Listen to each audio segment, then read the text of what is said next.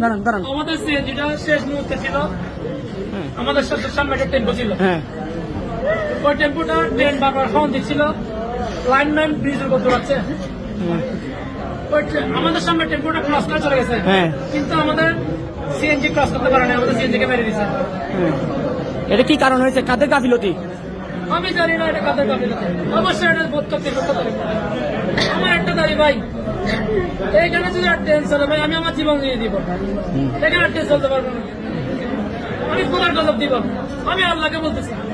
এখানে আমার ছোট বাচ্চা, আমার 2 বছরের বাচ্চা, কি দোষ করছে তো? কি দোষ করছে? ওর কি দোষ? ওর কি দোষ? আমি এটা গুণা করছি, আমার 30 বছর বয়স হয়েছে, আমার মেয়ে ও কি করছে?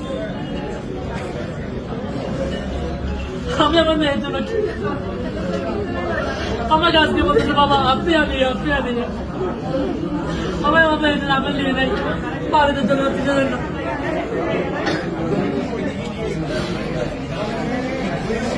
আমার গাড়ি পানি আছে, তাহলে পানি বুঝে আর মাই বিদেশের আগে কিনলে গেলে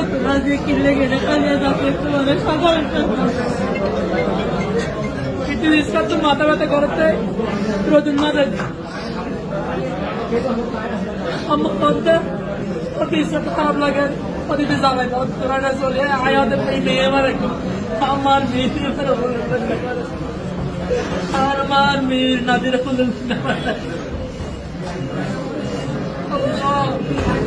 তোমার কাছ থেকে কিনে দিল